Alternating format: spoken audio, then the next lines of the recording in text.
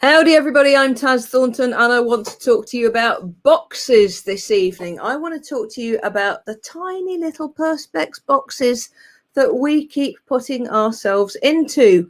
It's called a can't box, and it happens when we are in a situation and we can't see a way out, and when our panic default kicks in. Instead of looking at this massive expansive universe of all that's possible around us, we scuttle away into this tiny little box. So I literally want you to imagine that there's a tiny little box, Perspex, clear, and there's a little person in it. And this person keeps running around in this box, trying to find a solution to things, and they keep banging the edges and banging the top of it and banging the bottom, and just keeps running into walls, running into walls all the time. That's what we do. And I'm seeing it happen more and more during this lockdown scenario. I really am. So let me give you an example. Some years back, and those of you who've read my book, Unleash Your Awesome, will have read about this story. There was a situation where my wife and I, the business we were running together at the time, hit a bit of a financial low. And when I say a financial low, I mean one of those times where we were due to have thousands of pounds coming in over a certain period, and we ended up with hundreds. All the big payers kind of dropped or paused at the same time. And I think anyone running their own business will have come across something like this, where you get lots of late payers, or as a small business, you're right at the end of the line there where some of the bigger businesses are concerned. It's like if there's a cash flow issue, everything slows, and the small businesses are right at the end of the chain. We'd had quite a healthy year until that point. So it was near the end of the year. And of course, when the tax bill arrived, suddenly we'd got thousands of pounds to pay. We'd got more than we anticipated to pay.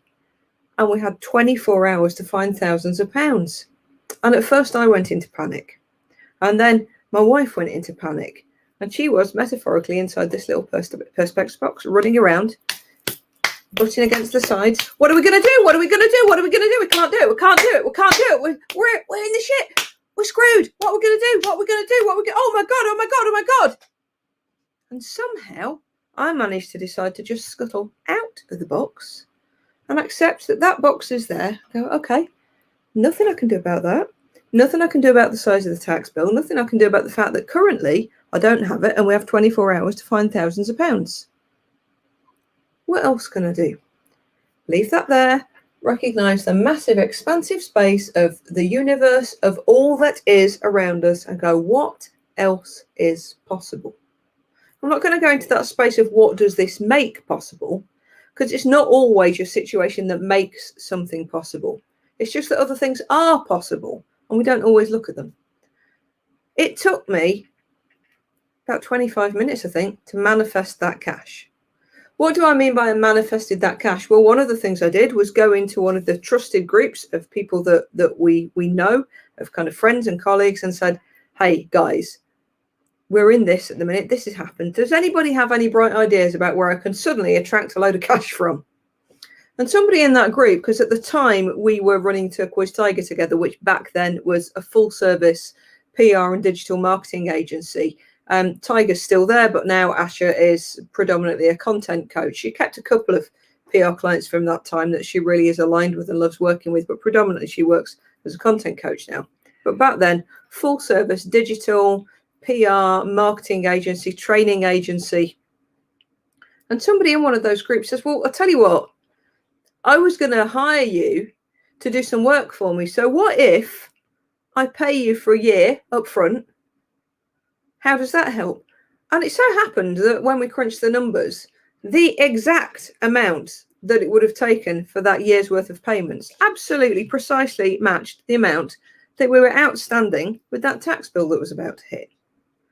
Now, had I stayed inside that little box going, we're screwed, we're screwed, we're screwed, running around in it like a headless chicken, banging up against all the surfaces, I wouldn't have been able to come out and see what else was possible.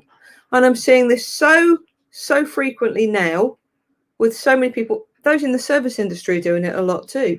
You know, I'm seeing people who are used to bringing in goods and products from overseas. Now Europe is in the way.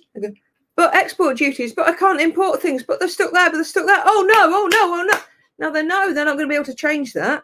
So instead of just keep butting up against the walls of this little tiny Perspex box we've put ourselves into, we need to step outside and go, right, nothing I can do about that right now.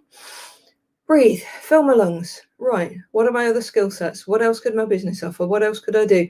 What else is possible? How else, leaving that there, how else can I start bringing some cash into my business? Way back at the beginning, I saw coaches, healers, therapists going, but I need to see my clients face to face. That's what I do. I see them face to face, and now I can't see my clients face to face. What can I do? What can I do? Well, what can you do online? No, I see them face to face. What can I do? What can I do? Bang, bang, bang, hitting the ceiling, hitting the walls, running around in this tiny little Perspex box. Instead of accepting, well, you can't see your clients face to face right now. So step out into this giant expanse of possibility. What else can you do? What else is possible? What can you create? So I really want to encourage you all to do this now. And it can feel tough when we feel trapped. We really are trapped. We trap ourselves in this tiny little Perspex box I keep talking about that crushes us and cramps us, and we can't see the wood for the trees, even though the walls are see-through. We still keep crashing up against the walls and against the ceiling, and there's no way out. There's no way out apart from just taking a step over here and looking at all of this. So what's one of the ways you can do that? One of the first things I did when the first lockdown hit, and I've done it since, is just get a giant piece of paper out, get your Sharpies out. Start making a note of all your skill sets, soft skills and hard skills, some of the skills you have that other people might not know about. Are you really good at the business of running a business? Are you really great at creating content? Are you really great at social media? Are you good at the numbers? Are you good at helping people to create packages? Are you good at advising people over how to present a camera? Are you really great at, I don't know, just giving people support or accountability? Are you great at Excel? Are you great at spreadsheet sheets? Are you great at blogs? Are you great at making alterations to websites? Are you great at graphic design? All of those things. What's within your skill set that you can help people with? I'm not suggesting that you pivot to the point where you start a brand new business, but particularly for those of you who are in the service industry, again, coaches, healers, therapists, those kinds of people, what's within your skill set that you could show people? I heard anecdotally earlier of a massage therapist who initially was in that, oh God, I'm screwed, my business is gone. Until somebody said to them, but couldn't you run some training programs on how couples can massage each other? And suddenly an income stream was created. I advised somebody who did massage and does, acupressure and things like that. Well, are there no programs that you could do, or could you not take one-to-one clients via Zoom where you can show them, for instance, where some of the pressure points are? Where do people need to press or push or manipulate to alleviate stress, anxiety, to help with sleeplessness, let alone pain? What can you teach people in a different format? Income streams, I even heard of one lady who did tarot readings or oracle card readings, something like that. But I see clients face to face. You can do that over Zoom. And no, you don't need to drop your prices because you're speaking through a camera. It's still your time. Your time is still just as valuable. Anyway, back to that giant piece of paper and the Sharpies. Write down all of your skill sets, hard skills and soft skills. And remember that very often, most of the time, we don't know what we know. Some things to us are so second nature that they seem too obvious to share. And yet somebody else might not have a clue. So what can you share? When you've done all that, look at the people that you serve. Okay, so what's the problem for people now? What's worrying people now? What's that thing that's waking people up at 4 o'clock in the morning? And when you've ascertained that, then you can go back to your skill set and go, how can I help? What can I do to serve those people? Now, I know what the issues are. I know what's worrying people. I know what people are afraid of. I know what's holding people back.